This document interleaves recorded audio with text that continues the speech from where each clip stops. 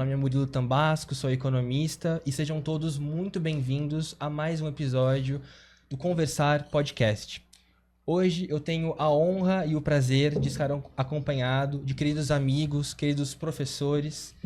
Um deles está aqui ao meu lado, meu querido amigo José Márcio Rego, meu querido amigo Natan Cacheta, amigo e também professor, e meu querido amigo e também professor Gabriel Amparo.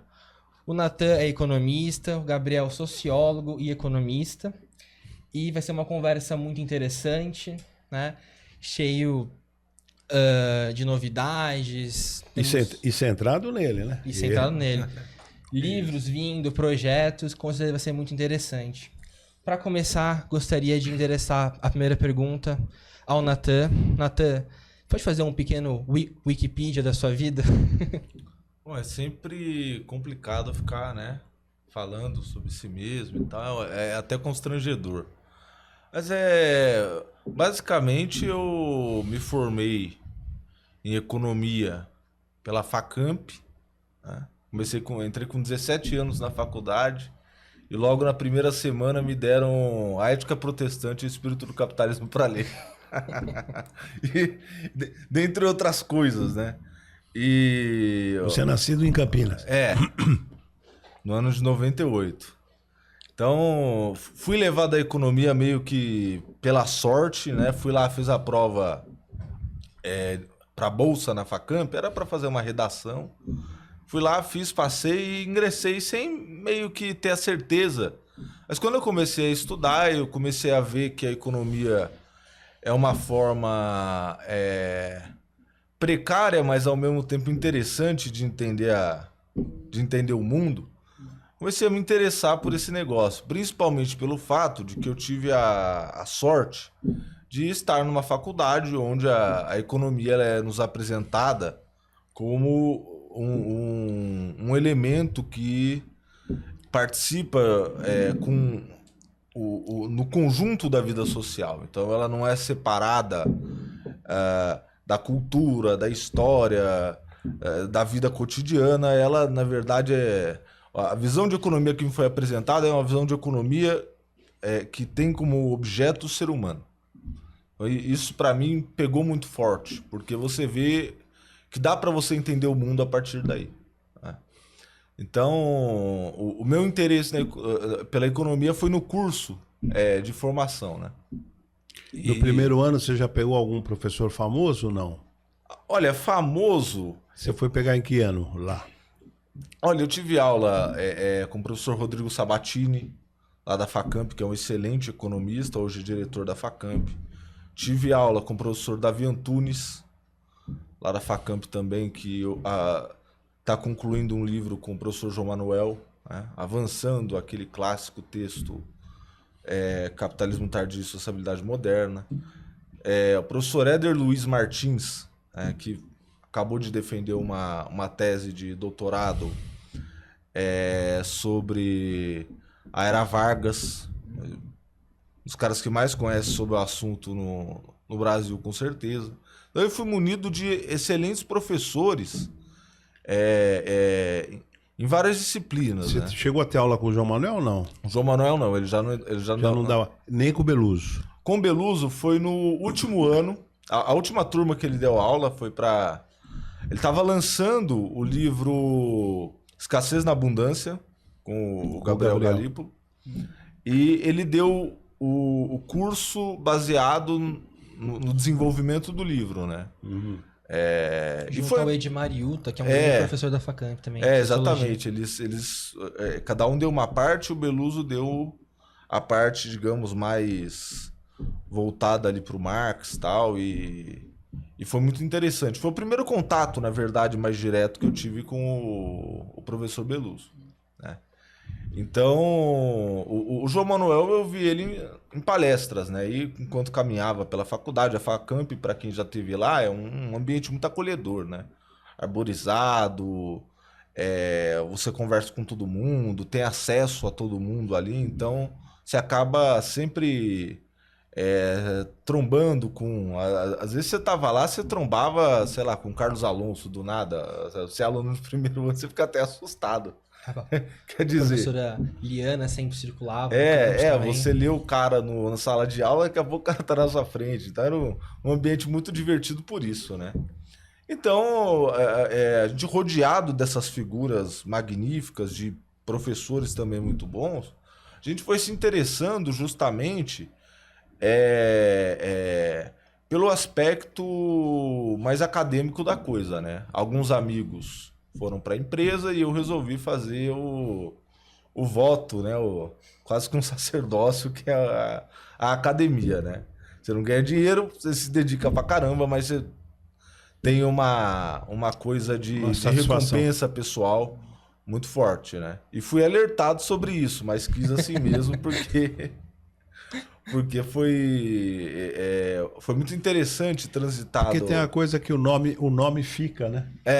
Por exemplo, se daqui 10 anos, daqui 20 anos, pouca gente vai lembrar do Abílio Diniz, por exemplo. Mas vão lembrar do Brescia Pereira. Os dois estiveram lá no Pão de Açúcar, etc. Ou então, o nome do intelectual fica. O nome do empresário passou 10, 15 anos. Até porque o que ele tem, que é o patrimônio, a riqueza, é passada. Isso. As ideias, elas perpetuam. Principalmente aquelas que inspiram dúvidas, né? A famosa frase do Keynes, né? Como é que é a famosa frase? As ideias são de influência de algum economista, né? Passado. Economista mortos há 100 anos. 100 anos. O conhecimento é composto coletivamente, né? Socialmente. Com certeza. Então tem essa coisa. Seu pai é economista também? Não. Não. Qual a atividade dele? Não tenho. Não tem, ele não fez curso superior? Não tenho contato com ele muito. Tá. Não tenho esse tipo de contato. Eu fui criado pela minha mãe, sim. servidora pública, né, do SUS. Sua mãe tem que idade? Minha mãe tá com 56. Ó, menina. Ela vai ficar brava que eu falei a idade dela, mas... Eu falo pra ela que ela já passou da idade dos 51. Ela já passou da pinga, agora ela tá indo pro uísque. Não gosta muito. E você começou a se aproximar do professor Beluso nesse último ano? Na verdade a gente teve aula, ele deu algumas aulas e depois teve que parar porque ele teve um problema no joelho e a locomoção até Campinas toda 2 vezes por semana era difícil para ele e tal. E então aí depois o professor Davi entrou e completou o curso. Mas na verdade o nosso contato assim de conversa, de diálogo, deu-se quando eu já estava no mestrado na Unicamp em desenvolvimento econômico e no curso de economia política a gente foi convidado a fazer um trabalho livre, né, sobre algum assunto, algum autor que a gente tinha estudado no curso. A gente foi de Marx até a Escola de Campinas, passando por vários autores importantes da economia política, inclusive contemporâneos. E aí, você tem que fazer um trabalho. Aí eu me reuni com uma colega, né? Tava na época da pandemia, então tudo era à distância. Vamos fazer sobre o valor e capitalismo. Né? É um livro interessante, um livro que eu já tinha lido na Facamp, voltei ali no mestrado. Você sabe que a primeira edição é brasilense, a segunda edição fui eu que fiz pela Bienal. O livro estava esgotado. O Beluso é um grande livro, né? É um grande livro. É um grande livro. E aí, eu e a minha colega Sara, que é lá do Espírito Santo, nós tivemos a ideia de, ao invés de fazer uma espécie de resenha do livro, fazer entrevistas com pessoas que pudessem ali dar alguma visão sobre a contribuição do Beluso, etc, etc. Interessante. Então nós entrevistamos o Davi Antunes. Eu tive a sorte de entrevistar o professor José Carlos Braga, que foi uma conversa assim, magnífica. É uma grande pessoa. José Carlos de Souza Braga. É o torcedor do Fluminense. Me contou histórias assim. E pouca gente lembra que ele é irmão do ex-governador lá do Norte, né? Então ele me contou histórias da época da ditadura chilena, que eles vieram fugidos, da Unicamp, de como era a Unicamp antigamente e tal. Foi uma conversa assim que eu tenho gravado, mas o melhor ficou na memória, né? Grande Braga. E também foi aí que eu conheci o Gabriel Galípolo, que contribuiu para esse trabalho. Você foi entrevistar o Gabriel para falar sobre o livro, é isso? Para falar sobre o valor e capitalismo. Pegar economistas de diferentes épocas para ver o que podiam dizer sobre o tema. E, por fim, o professor Beluso, né?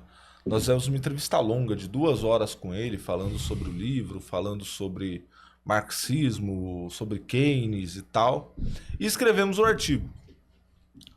Bom, o artigo era para disciplina lá, mas o mais gostoso, o mais interessante foi uma reflexão sobre aquilo que foi dito, né, em 1977 para hoje, né? Tentar trazer essas ideias para hoje, ver como elas se incorporam, como elas se transformaram ao longo do tempo. 77? Eu pensava que era 74. Eu me enganei, é 75. 75. É 75 a defesa. O capitalismo tardio, que é 77. Capitalismo tardio, que é 77.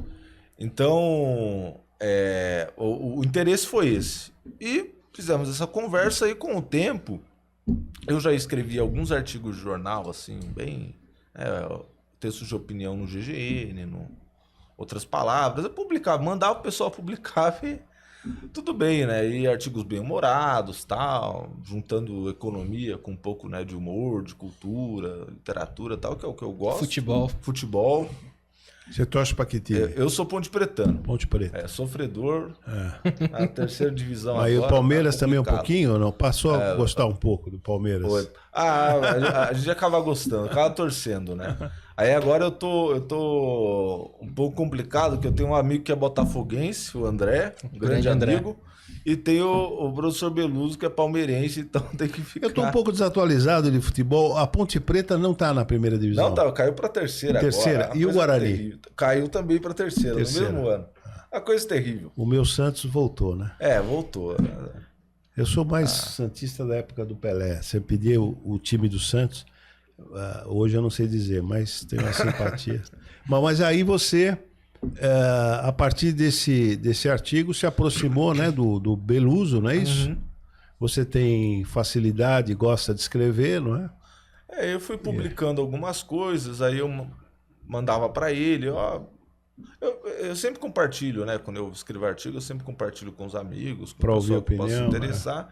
E ele gostou de alguns artigos, a gente começou a trocar, né, figurinhas, comentar, e começou a se criar ali uma amizade, né, fraterna, e isso foi muito interessante, porque à primeira vista você não pensa que um economista, um intelectual de tamanho e envergadura seja tão acessível e tão humilde com quem está começando, né, com quem é mais novo.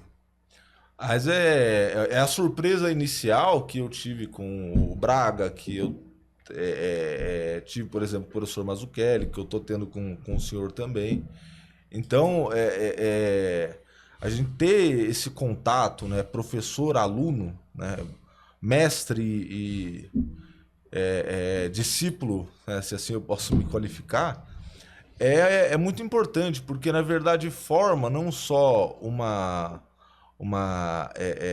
o pensamento, mas o estilo, né? Exatamente. Estilo comportamental. Forma o estilo e você absorve certos princípios do que é ser economista. E no mestrado, quem te orientou?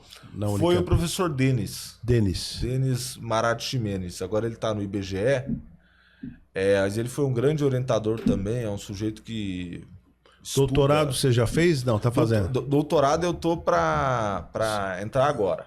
Eu fiz um projeto sobre... Lá na Unicamp mesmo. Fiz um projeto sobre Marx, na verdade sobre a controvérsia um pouco escorregadia dos que defendem a centralidade do trabalho e os que afirmam, né, ou desenvolvem a ideia do Marx de que o trabalho é uma base miserável de valorização, né? Então você tem, dentro do campo marxista, essa divergência. Essas duas correntes que às vezes não são tão claras, as divergências, mas que têm ali uma implicação fundamental principalmente quando o pessoal vai olhar a dinâmica do capitalismo, para onde é que está indo, etc. Então eu resolvi, falei, eu vou botar minha colher nesse negócio aí. Natan, dos marxistas brasileiros, tirando o Beluso, né, que é teu parceiro intelectual, cita assim 2, 3 que você admira, não quer dizer que você concorda com tudo, mas fala, não, esse cara... Olha, o José Paulo Neto, que... Acabou de lançar Acabou não, tem uma biografia de Marx, né? Essa biografia é sensacional. Eu já tinha lido biografia sobre o Marx, mas a dele é sensacional, porque ele, na verdade, ele tira as ideias do Marx, ele mostra como o Marx vai construindo essas ideias a partir das suas experiências de vida, dos seus contatos com, por exemplo, a partida do Marx para a economia política se dá no seu encontro com Engels. Antes não. Antes ele não tinha noção do que, digamos, a economia política que estava sendo travada na Inglaterra e na França. Ele não sabia disso. Quando vai o Engels, ele produz um artigo para uma revista que o Marx tinha elaborado junto a um amigo. A revista só teve 2 edições, foi um fracasso, mas um desses artigos do Engels começou a citar um monte de gente que o Marx não tinha noção, o pai do Stuart Mill, toda uma galera que o Marx nunca tinha lido e que falava propriamente nos termos da economia política, né? E introduzia... Quer dizer, o Engels era muito mais erudito em economia do que o Marx. Né? Claro, no início. Não era tão inteligente quanto o Marx, mas muito mais erudição em economia, nessa altura, né? Nessa altura. A gente está falando aí a saída do Marx da Alemanha. A gente está falando aí de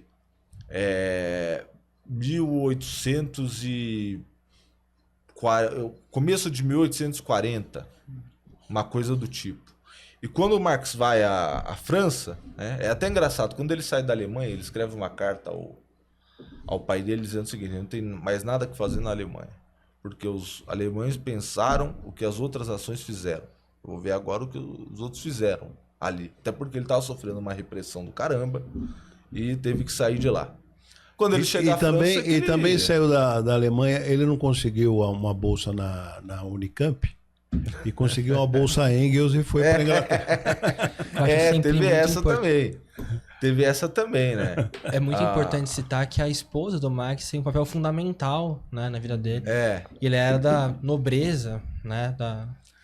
Muito interessante também a gente ver que ele tem essa crítica, né, de que os outros países fizeram o que a Alemanha fez, que é a crítica ao Hegel, né, a filosofia hegeliana que ele vai fazer, caminha muito mais por aí. Aí precisamos qualificar uma coisa. Perdão. A crítica que ele faz ao Hegel não é no sentido de contrapor-se ao Hegel, mas no sentido de assimilar o Hegel. Sim. Ele assimila e ele é hegeliano até o último dia. Sim. A não ser porque ele ainda é um produto da modernidade, o Marx, né? E o Engels... O Hegel era um gigante da filosofia ocidental, que ele já nasce com esse sobrepeso, digamos, de tentar enfrentar ele de alguma forma, né? Depois quero já voltar, fazer uma outra pergunta para você, sobre você, né? Porque nós queremos hoje entender o Caixeta, menos que o Marx, isso mesmo. Mas Natan, você chegou a ver aqui, tem um professor que já esteve aqui, o Paulo Presgrave Leite Soares. Sei. Você acho que não concorda com a interpretação dele a respeito da relação Marx e Hegel, não? Você não chegou a ver a entrevista dele aqui? Não cheguei a ver a entrevista. Depois você vê.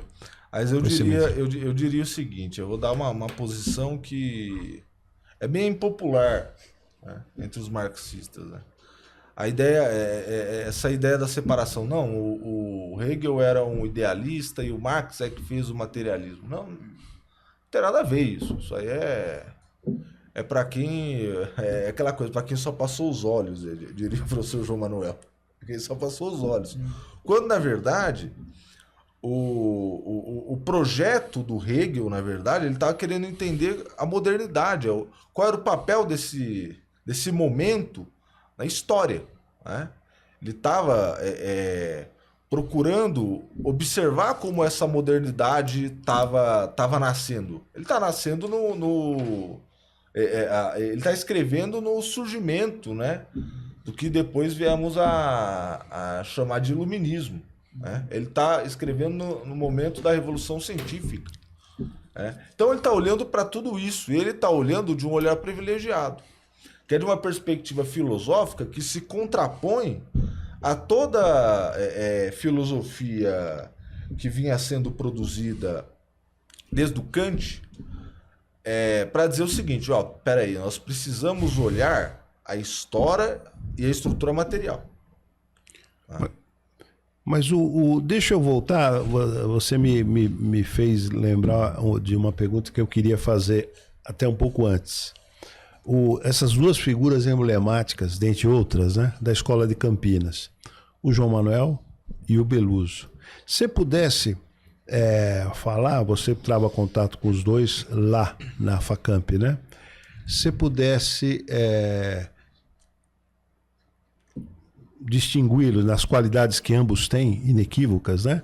Quer dizer, uma característica assim, do João Manuel eu pego isso daqui, ele tem uma coisa interessante, né, diferente da do Beluso. O Beluso me trouxe mais isso, enfim. Olha, o Beluso, no Conversas com Economistas Brasileiros, ele disse ao senhor que são como centauros, né? Estão sempre travando discussões, debates, e que acabam chegando a evoluir o pensamento, né? Porque são estilos diferentes, mas que convivem com uma erudição ímpar, enorme dos dois, uma coisa inabarcável. E eu diria o seguinte, o professor João Manuel é aquele que tem uma capacidade de síntese assim extraordinária, né? Eu me lembro, ele numa palestra na Facamp, estava bem na eleição da Dilma, não, estava no impeachment da Dilma, e a coisa é uma efervescência, né? A discussão político-partidária. Ele falou uma frase que eu nunca esqueci, ele falou, temos que falar de política com P maiúsculo, falar da política em seu sentido substantivo. É uma das suas epígrafes na sua tese de mestrado, se não me engano. Isso, e ele falou, economia com E grande também. Isso ficou na minha cabeça. O fato dele conseguir sintetizar, né? Se você ler, por exemplo, o Capitalismo Tardio, é exatamente isso, um esforço de síntese do movimento de superação daquele passado primário exportador e a ascensão do Brasil industrial, de uma forma absolutamente sintética, que conseguia criticar ao mesmo tempo o paradigma cepalino, né? E fundar uma interpretação muito, muito importante que incorporava toda uma periodização que só um marxista conseguiria produzir naquele momento, e também certos elementos ali de Keynes e tal. Então tudo que era discutido ali pela primeira geração de economistas da Unicamp, aquele conjunto de ideias teóricas que foram surgindo, o João Manuel se encarregou de aplicar na análise da economia brasileira naquele momento, né? E qual uma crítica que você, com todo respeito, né, teórica, que você faria ao João Manuel? Olha, crítica teórica é um pouco complicado. Ou uma divergência. Você, olha, eu divirjo dele nesse aspecto. Se é que tem uma divergência, né? Eu diria o seguinte, né? O professor João Manuel, para a nossa infelicidade, escreveu pouco. Ele escreve pouco, isso é verdade. Ele escreve pouco. Bem lembrado. Mas ele escreve sempre pontualmente, né? E ele se fechou muito mais ao ambiente acadêmico pós-mortem do PMDB, como foi... Do MDB como conhecemos, não, né? Como se conheceu com o Dr. Ulisses Guimarães, né? quando o MDB de verdade acabou e ficou só aquela turma de corruptos que veio depois, ele e o Beluso saíram da política para não voltar mais, né? Eles fecharam no ambiente acadêmico. Mas o João Manuel, ele tem essa característica de ser sintético e de ter opiniões fortes, né? E eu diria que a crítica não, mas o pedido que eu faço a ele é que ele escreva mais. E me parece, vendo de fora, bom, ele é tão importante quanto o Beluso, né, para a Escola de Campinas, enfim. Mas o Beluso parece que tem uma capacidade maior de fazer discípulos, né? Me parece assim, quer dizer, tem um número de pessoas que trabalham com o Beluso maior do que as que trabalham com o João Manuel. Estilo comportamental, né? Eu não sei se posso fazer essa diferença a nível de produção teórica, né? Porque agora, por exemplo, o João Manuel está trabalhando num livro, né, que é uma espécie de, ele diz, né, a radiografia do Brasil, né, pegando de 30 até agora, para mostrar como, na verdade, o Brasil ia, né, se tornando um país decente a partir, principalmente, da ditadura de 64. Mas ele está fazendo sozinho esse livro? Não, ele está fazendo com o professor Denis. Professor Denis não. Professor Davi Antunes e com a Marília Manzon. Tá. Eu acho muito interessante essa metáfora que ele usa, inclusive em algumas outras palestras no Café Filosófico, né? Ele disse que o Brasil foi ao médico e que as coisas não estão bem, então ele vai fazer uma radiografia. Então, como se ele fizesse um exame, né? Mas e vai ter assim ali planos de análise. Interessantíssimo. Se vocês forem pensar, o ensaio que ele escreve com o professor Fernando Novaes, em 98, Capitalismo Tardio e Sociabilidade Moderna, ele estava pegando ali já quase 20 anos de regressão de 80. Verdade. Pegando 18 anos. E do livro, do artigo, na verdade, que saiu numa coletânea da História Privada do Brasil e depois virou livro pela Facamp, de 98 até aqui, né, já vão aí quase 30 anos, né, a coisa piorou muito. Porque a crítica que ele faz ali é uma crítica pessimista. Enquanto, na verdade, a direita estava animada com os frutos do Plano Real e a esquerda estava animada achando que ia redimir o Brasil de de todos aqueles neoliberais, né? Ele faz uma crítica mais profunda, dizendo, não é nem esse otimismo exagerado de um lado, nem essa ideia redentora de outro. As coisas não são fáceis. O problema é que você está com uma regressão estrutural, sistêmica e profunda, e que só tende a se aprofundar. O Chico de Oliveira, 5 anos depois, em 2003, escreve o Ornitorrinco com outras ferramentas, mostrando a mesma coisa. Toda essa plataforma política que vai vir aí do PT, né? E a análise dele é sensacional. Esse negócio aí, ele vai, evidentemente, que melhora. Melhora, só que o processo de regressão do Brasil, ele vai avançar. E avançou muito. E se nós pegamos, o Brasil mais ou menos que estancou isso, ou, digamos, deixou a coisa num nível civilizado, até 2014. De lá para cá, aí a regressão ela se aprofundou. Cacheta, uma coisa que eu queria destacar aqui, que você explorasse um pouco, é impressionante como a Escola de Campinas, eu estou falando Unicamp e Facamp, quer dizer, um pacote, né? Eu enxergo como pouca gente fez tanta coisa, né? É impressionante a importância e o tempo está mostrando a importância da Escola de Campinas, né? Se você olhar nesse período em que dos anos 70 até agora, e você fazer uma comparação com a veneranda FEA, e eu estou falando que eu estudei na FEA, eu fiz fazia economia de manhã e administração pública à tarde. A USP, importantíssima, com grandes professores, etc., a quantidade enorme de professores, inclusive. A Unicamp, a Escola de Campinas, com pouca gente, a quantidade de produção, né, e a profundidade das análises, né? Você pode criticar aqui e ali, mas é impressionante, né? Eu queria fazer um registro sobre isso, professor. No primeiro dia que eu entrei na Facamp, 2020, fevereiro de 2020, eu fui recepcionado, né, eu e os outros alunos que lá estavam ingressando na faculdade, pelo professor João Manuel. E a frase que ele disse sempre, né, eu nunca esqueci, né, acho que um certo grau de ansiedade no primeiro dia de faculdade, mas também de admiração pelo professor. Ele disse que a Facamp era um lugar onde a inveja, o preconceito e a exclusão não tinham espaço, né? E, em contrapartida, lá era um lugar onde a perseverança, o estudo, o esforço eram coisas que a gente ia conviver diariamente. E que o intuito deles, né, com o projeto da Facamp, era formar não apenas bons intelectuais, bons profissionais, mas pessoas felizes, né?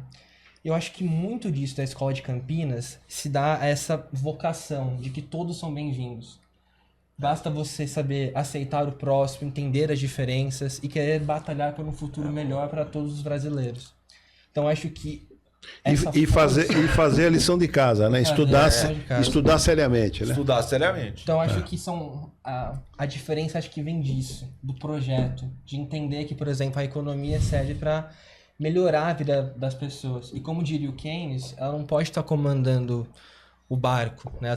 O economista tem que ser igual um dentista, passa por banco de trás da história. Né? Isso aí. Então acho que a força tem muito a ver com isso. Bem lembrado. Exatamente.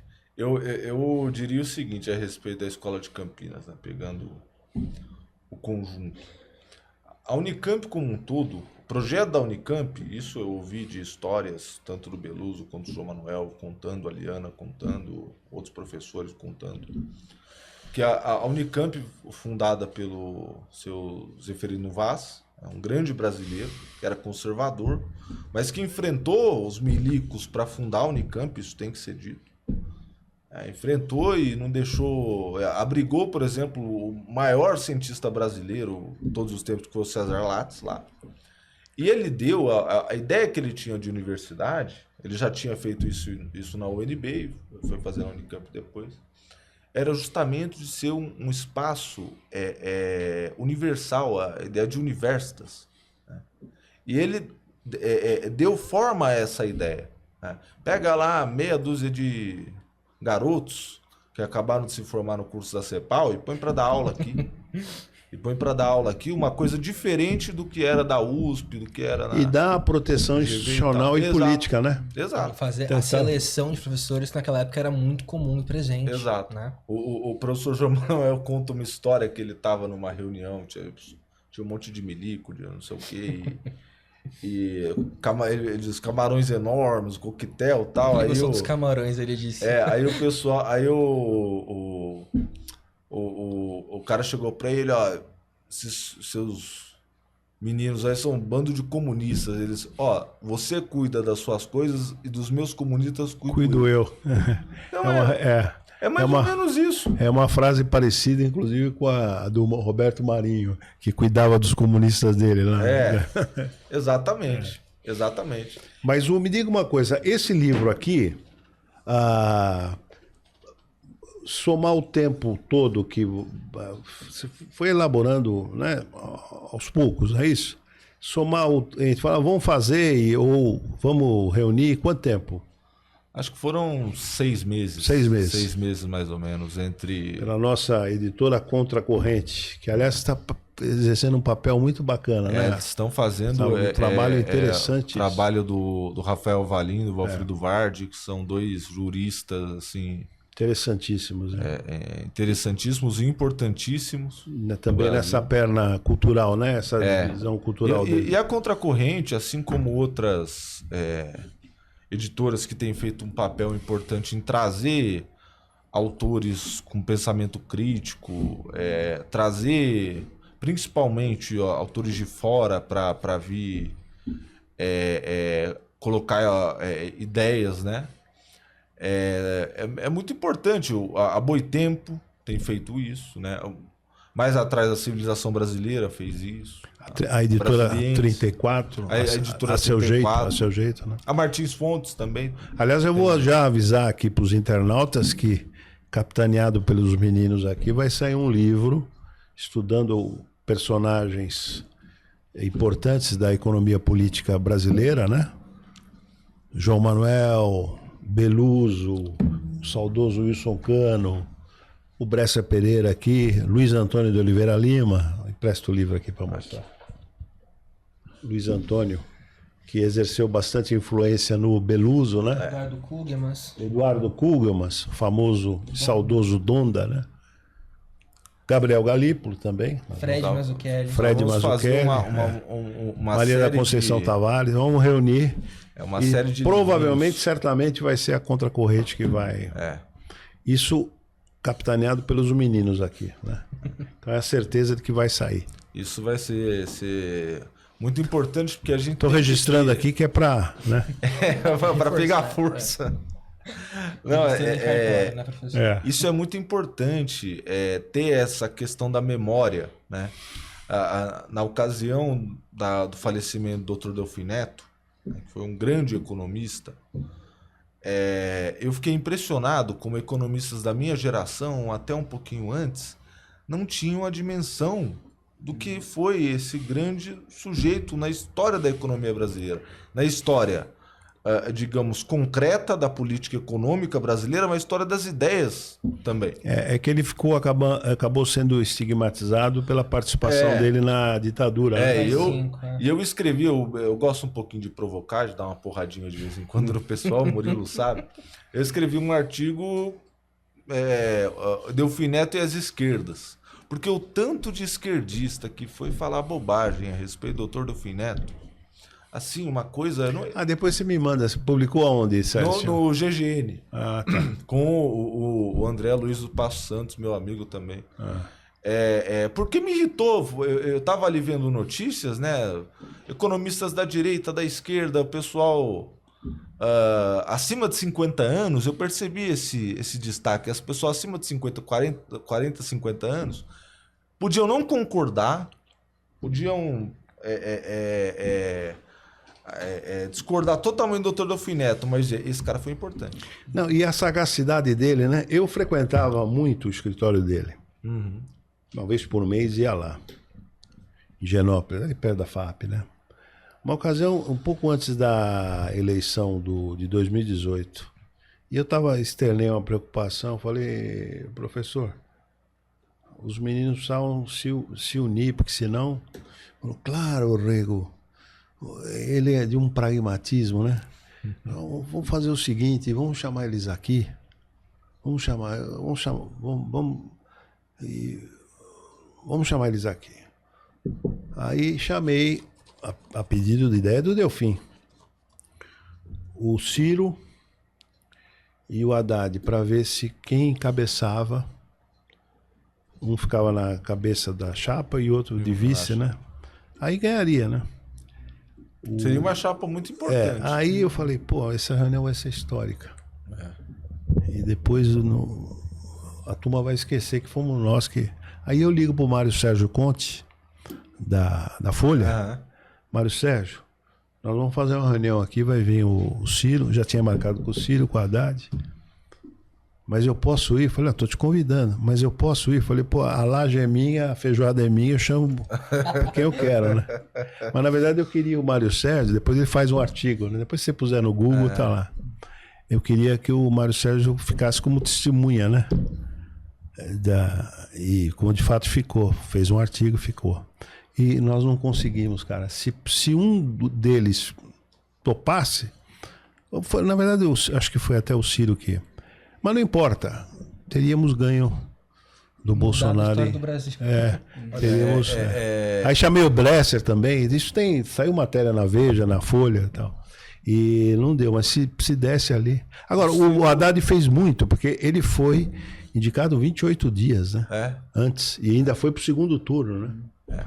Só que um fenômeno novo, a direita, né?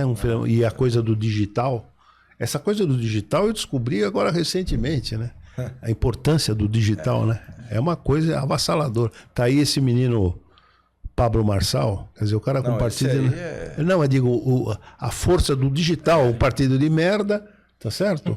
Sem televisão, e o cara, a força do digital. Não, Mas por que eu fui falar isso e eu estava querendo... Agora eu me perdi. O Delfim, a gente estava falando. Por causa eu estava querendo ressaltar a sagacidade do Delfim. Além de ser um grande intelectual, ele lia tudo, né? Ele tem uma sagacidade política, né? Uma sagacidade política. Não à toa ele sobreviveu ali que o pessoal não sabe que dentro da estrutura política da ditadura havia um jogo de poder imenso. Pesado. Se você for ler os livros do Golbery, os escritos do Golbery e o Hélio Gaspari, você vai ver como a coisa é jogo pesado. Opa. Ali é quase que a anistia não sai, quase que eles sabotaram as diretas, na verdade, tentaram sabotar até a eleição do Tancredo. Eles ficaram fazendo de tudo. Aquele negócio de abertura lenta, gradual e segura não era nada daquilo, né? Agora, o Beluso é uma coisa fantástica, né? Eu estou lembrando aqui, eu vou lembrar em homenagem a ele. Eu estava organizando um livro sobre inflação, texto sobre inflação, né? E aí o Vinícius era o Funaro, então tem um prefácio do Funaro. Eu consegui, até o Luiz Nassif, na época, também estava fazendo um livro, não conseguiu o prefácio do Funaro, eu acabei conseguindo. Consegui também não por mérito meu, porque a filha dele foi minha madrinha de casamento, né? A Vera Suplicy Funaro. Bom, aí o Funaro ficou de fazer. E eu tinha o deadline para entregar na Paz de Terra. Cara, eu falei, Beluso, o prazo vai estourar. Amanhã vai estourar e eu preciso do coisa. O Beluso fez em meio-dia o prefácio. Beluso ele para escrever. Em meio-dia, na véspera do deadline, me entrega o prefácio. Quem assina é o Dilson, né? Eles exerceram uma enorme influência com o Dilson, né? Uma enorme influência. Bom, fizeram a política econômica, né?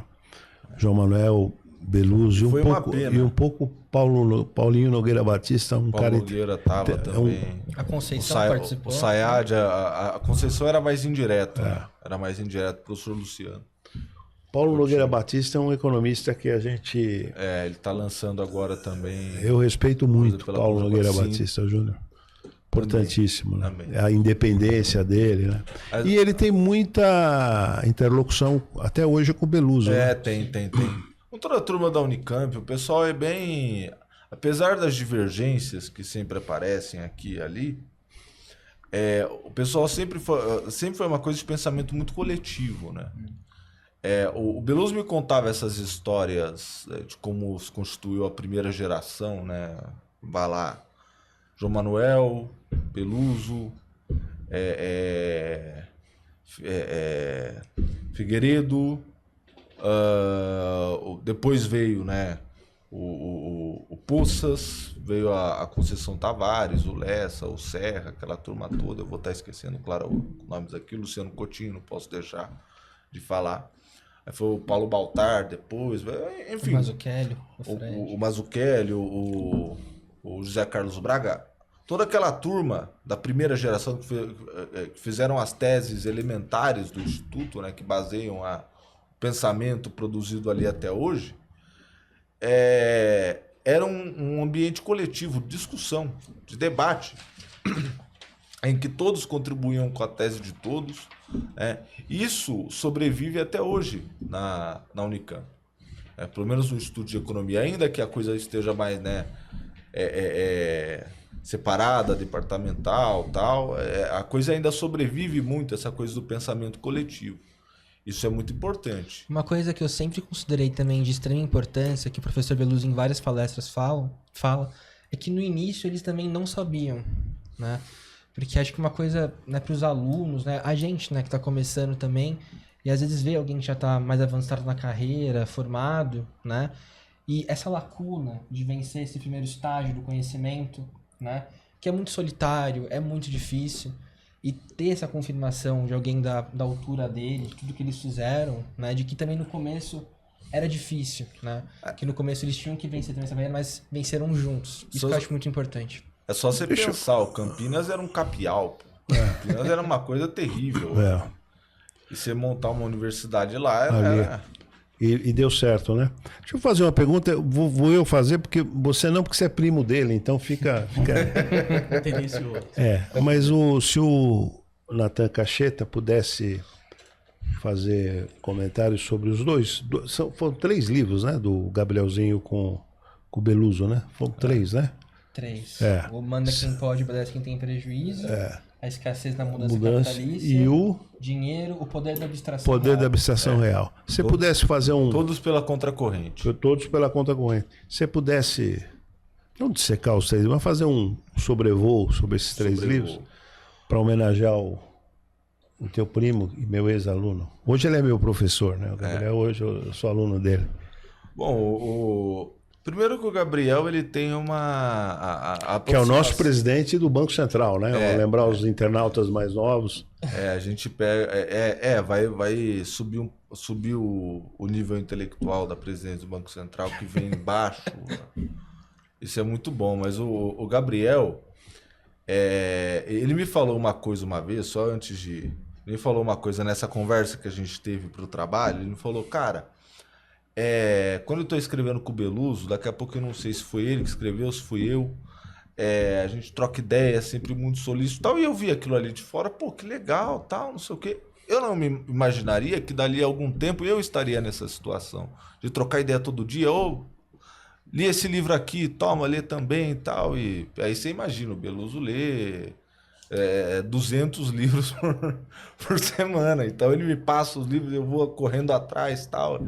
Então eu tive essa experiência, né, de digamos, ter essa... ser alertado a respeito dessa dinâmica, né, de trabalho. Você entrou nessa avenida e ela já estava pavimentada, né? Você começou a circular ali, dá para fazer. Por aí. E é interessante porque se você pega os 3 livros, Manda Quem Pode, Obedece Quem Tem Prejuízo, o Escassez na Abundância e o livro sobre o dinheiro. Escassez na Abundância, eles tinham... Tava para sair quando o Beluso foi dar aula para mim de História do Pensamento Econômico. E ainda não estava editado ainda, só tinha ainda os capítulos. Os capítulos já concluídos, estava para editar e tal. E o Beluso manda pra gente, né, como um presente. A gente tinha que ler um capítulo do livro e fazer um trabalho lá, escrever um trabalho de conclusão de curso lá. Conclusão da disciplina. Eu fiquei tão doido no livro que eu li assim uma sentada. 3 dias eu comi o livro. E aí eu me lembro que partes do livro que eu me recordo que são assim... Por exemplo, foi ali que eu prestei atenção na importância que o Marx atribuía ao desenvolvimento do capital fixo, por exemplo. A relação entre o rentismo, o consumismo das massas e o endividamento. A relação entre a economia e a psicologia, né? Eu vou começar por esse, que eu acho que esse é o mais completo de todos, né?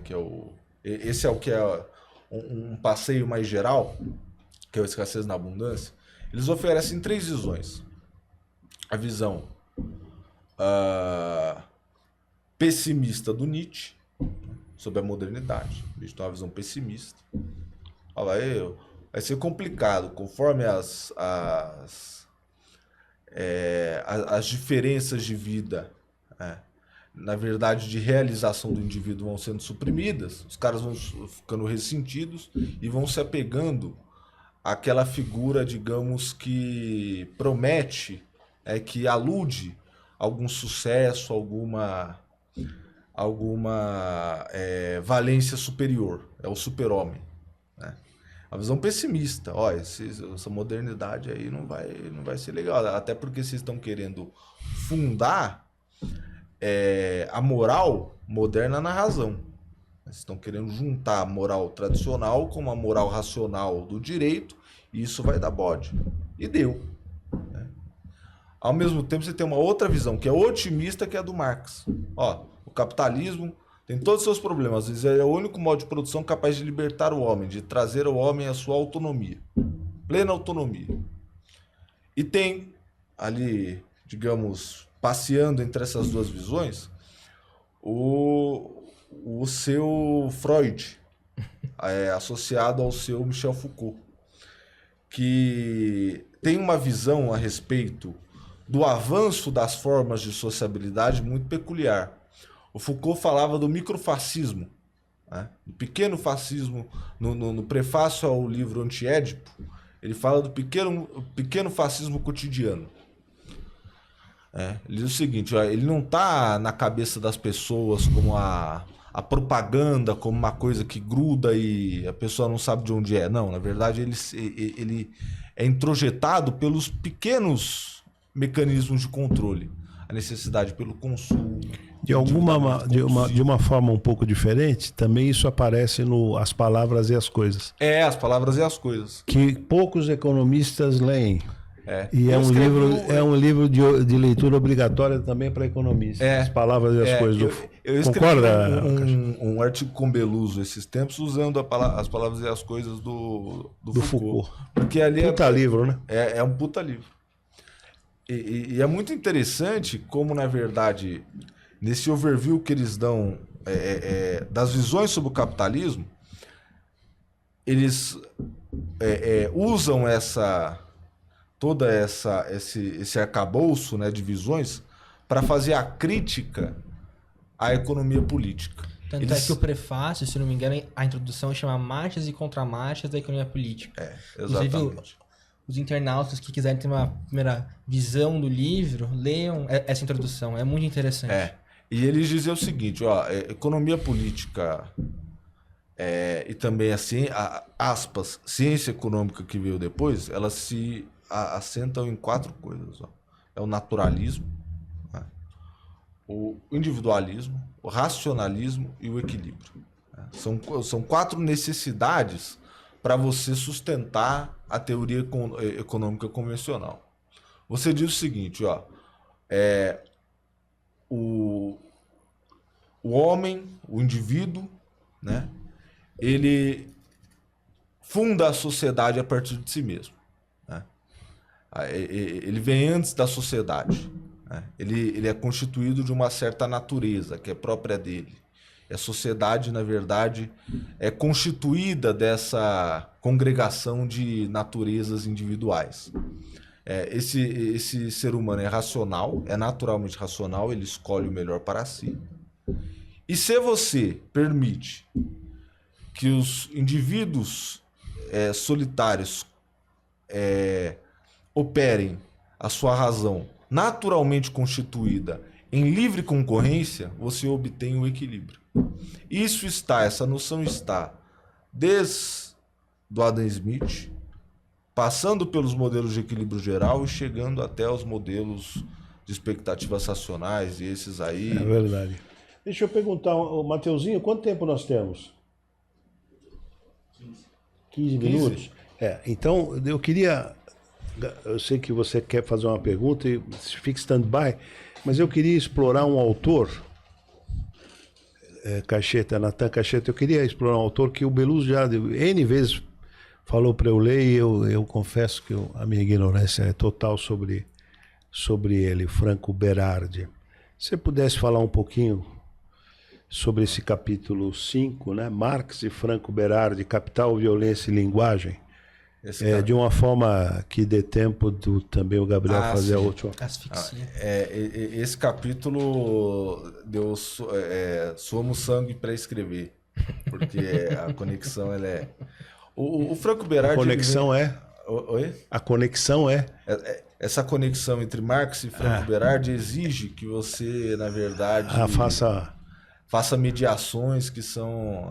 Você não pode perder o fio, né? Mas o Franco Berardi, ele participa junto ao Paulo Virno e o Christian Marazzi, que são outros filósofos italianos. Aliás, a filosofia marxista e os economistas italianos são excelentes. Espetaculares. A coisa sensacional. Eles são da tradição operaísta italiana, né? Que vem de toda uma luta claro, que vem depois da grande força do Partido Comunista Italiano, né? que se vincula à social-democracia e que vai à grande crise dos anos 70, é ali que esses caras surgem para pensar muito embasados no desenvolvimento que já vinha sendo realizado pelo Antônio Negri. Exatamente. Eles são dessa linha.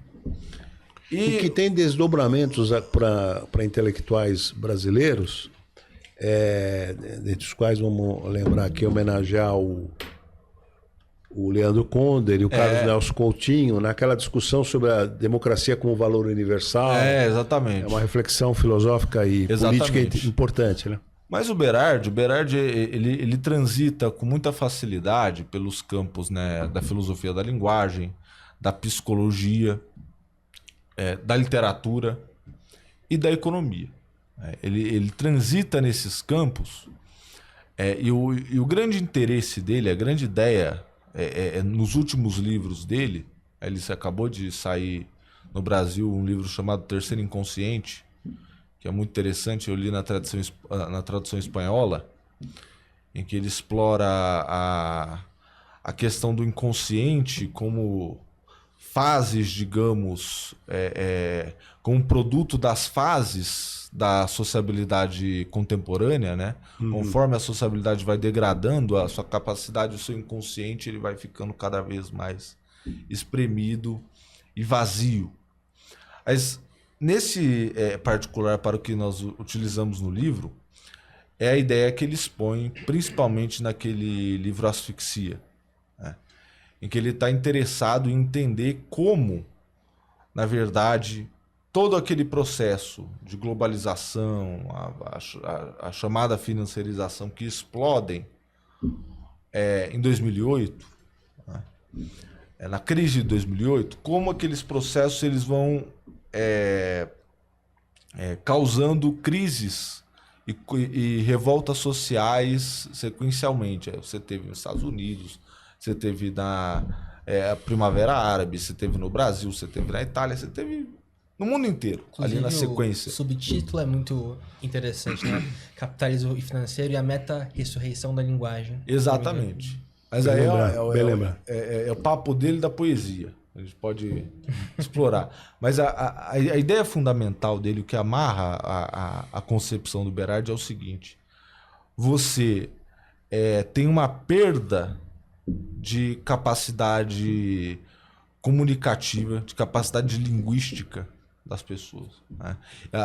As pessoas que se comunicavam pelos seus afetos, que se comunicavam pelos seus sentimentos, conseguiam constituir relações pessoais e sociais mais ou menos profundas, elas vão substituindo tudo isso pela dinâmica do dinheiro, né? Pela comunicação do dinheiro, a comunicação financeira, a linguagem do dinheiro. É uma inscrição digital e financeira a um corpo social, como ele diz. Né? É o seguinte, a linguagem das finanças, o Christian Maraz expressa muito isso, é performática. Elas produzem efeitos. Elas produzem efeitos. Elas não... você não quer saber se o dólar amanhã vai estar 5 ou 6. Né? Você diz que vai estar 6, o pessoal vai acreditar que vai estar 6, e não é amanhã que vai estar 6, não. É hoje. Porque as profecias se autorrealizam, digamos assim. Então, ao assumir essa forma de linguagem, a linguagem que você não tem um referente, você não tem um significado real, você só tem um signo, um símbolo, as pessoas elas se apegam a formas absolutamente efêmeras de felicidade de vida. Então é o consumo, é o endividamento, agora tem esse fenômeno das bets, os games, etc. Tudo isso é para encapsular... Vai comprar uma bolsa de grife, 80 mil reais.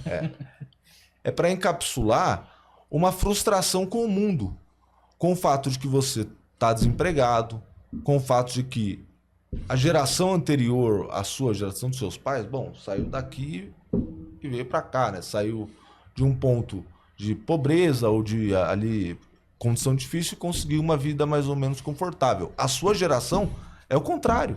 Sua geração sai de uma vida confortável, mais ou menos confortável, e começa a voltar para a pobreza, para o desemprego, para a precariedade. Ele olha isso e vê o seguinte, ó, as pessoas estão com medo do futuro. E aí pegam, né, se apegam a essas formas, desculpe, efêmeras e instantâneas de felicidade, para, na verdade, aplacar o que ele vai colocar, e por isso a coisa da violência é importante, né? O cara quer sempre achar um culpado. Ele quer sempre achar quem é que está impedindo a realização da felicidade dele. Tem até uma frase do Ernest Bloch, se não me engano, que ele fala que aonde a esperança se apaga, afloram os inconformismos. Exatamente, exatamente. Aí ele vai dizer o seguinte, o problema é o seguinte, você vai recorrer à violência. Né? Você diz, ó, só tenho eu no mundo, eu realizo a minha própria felicidade, tem algum sujeito lá que não está deixando com que isso aconteça. É o quê? É o cara que recebe Bolsa Família, é o cara, é o pobre que vai para o aeroporto, né? Nos Estados Unidos, os imigrantes, né? É o outro. Tá? Essa figura do outro passa a ser o inimigo. O sem terra. Tá? O sem terra. Então, ele tem todo esse desenvolvimento para dizer o seguinte: a principal violência hoje não é a violência país contra país, a violência física, as guerras, como a gente se acostumou. A principal violência é a violência psíquica, porque as pessoas estão se matando por dentro. Cacheta, desculpa, a próxima pergunta é a tua, pelo amor de Deus, entra. Mas se você pudesse, de uma forma bem sintética, se é que você já leu esse, aliás, é o best-seller, é o livro mais vendido na relação da Veja. Eu não li ainda, só comprei. Aliás, ele é meu amigo, G7 Souza. O Pobre de Direita, você chegou a ler? Não. Não, ainda não, eu comprei. Então leia, que você vai fazer, você, melhor que eu, vai ter condições de fazer uma análise extremamente interessante. Comprei, mas eu ainda não é um assunto que, né, está candente, né? Só uma parte, o Carlos Lessa, na sua tese de doutorado, política econômica, ciência ou ciência econômica, ela é mito ou conceito ou é mito, né? Ele diz o seguinte, ó, o problema todo é que a gente entra, quando a gente está trabalhando a vida intelectual, a gente entra numa floresta toda bagunçada, tropical, cheia de espinho, inseto, caramba e tal. E nós chegamos ao fim dessa floresta e não sabemos como chegamos lá. O grande problema é que os livros se acumulam, as bibliotecas rangem. E assim a gente fica, acumulando. Então, mas leia esse aí que vai ser interessante. Eu já comprei, eu vou ler. Os livros do G7 são muito bons. Sem dúvida. Essa questão, né, da comunicação e da linguagem se tornando uma coisa encapsulada, né? Como o fenômeno efêmero vem trazendo todo essa limitante, né? A própria convivência. E a gente tem um fenômeno que também é muito importante, recentíssimo, que é a pandemia, né? Como o Covid afetou muito essa relação. Né? Mas a minha pergunta é mais direcionada à sua escolha em relação ao mestrado, né? Entre a teoria econômica e o desenvolvimento econômico, né?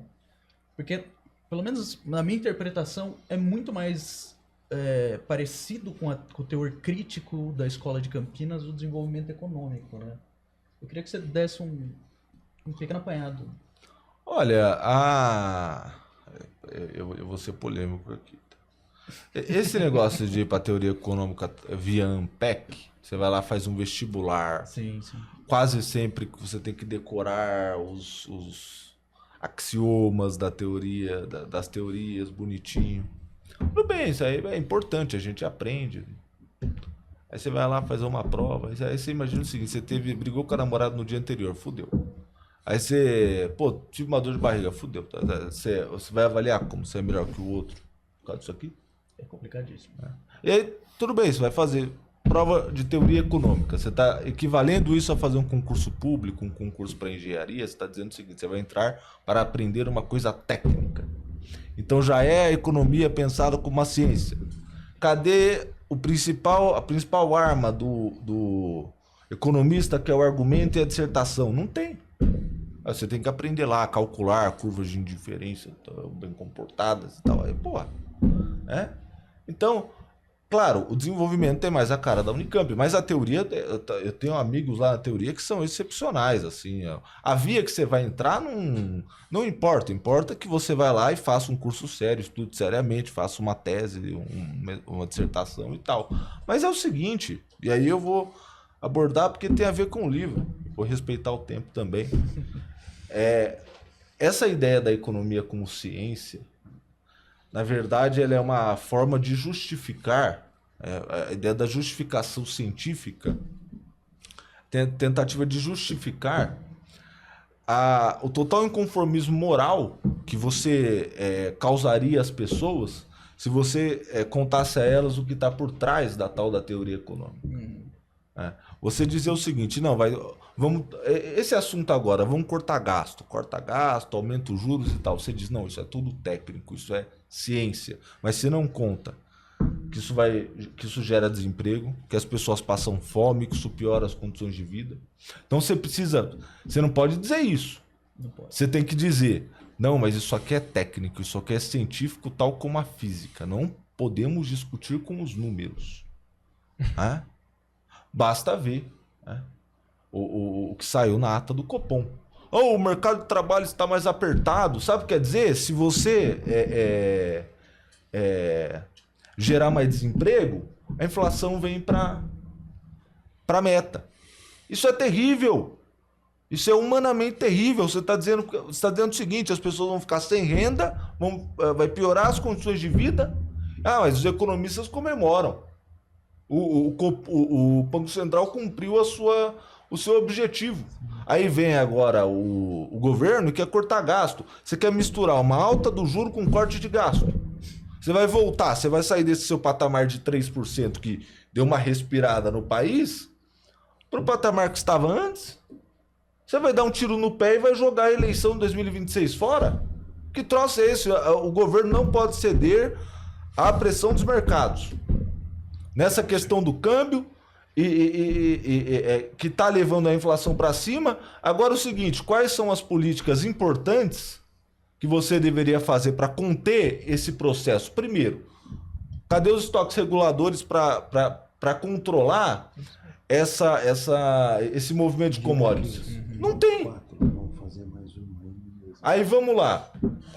E vou terminar com isso aqui. Para explorar um outro livro. Taxa de juros sobre esse movimento que tem tido agora, que é o câmbio mais energia. Muito afeta em quê? Em nada. Taxa de juros afeta apenas 40% do IPCA. Tem nada a ver, não vai impactar o preço da energia, também não vai fazer grandes coisas na taxa de câmbio. O Banco Central deveria ter intervido seriamente, mas não fez, porque o nosso regime de câmbio é flutuante, precisamos deixar o mercado funcionar. Você deixa o mercado fazer o preço lá na ponta e depois só acomoda. E nisso gasta a reserva mais do que deveria. Quer dizer, você monta toda essa brincadeira aí e fica o pessoal dizendo, os economistas na mídia dizendo: não, estamos diante de um eminente risco fiscal. Por quê? Porque a eles interessa que o governo corte gasto, que os juros suba, para que eles se sintam muito confortáveis com os seus patrimônios. E o povo que se lasque. Exatamente. É nisto que se importa a justificação da teoria econômica, da pretensa ciência econômica. Ela é para justificar o capitalismo e proteger aqueles que dele se servem. Exatamente. Proteger a rentabilidade, né? Exato. Bom, foi uma conversa extremamente agradável. E gostaria de agradecer, em primeiro plano, ao professor José Márcio Rego. Não, eu que agradeço a vocês três. Que vem sempre com esses projetos interessantíssimos, oportunos, e que dá a oportunidade para que jovens economistas falem. Isso é muito importante. Então, professor, nosso muito obrigado ao senhor. Eu que agradeço. Gabriel Amparo também, muito obrigado pela participação. Foi super interessante. Eu que agradeço. E principalmente ao meu querido amigo, professor Natan Caixeta. Esse menino vai longe, hein? Vai longe, com certeza. E nós voltaremos aqui... Combinamos aqui, ainda em dezembro, nós vamos voltar para discutir o outro livro, tá? Estaremos de volta. Tá bom? Você topa? Vamos voltar. Vamos sim. E aos internautas, muito obrigado pela companhia. Curta, comente, compartilhe esse vídeo e até a próxima oportunidade. Muito obrigado, excelente. Valeu. Aí.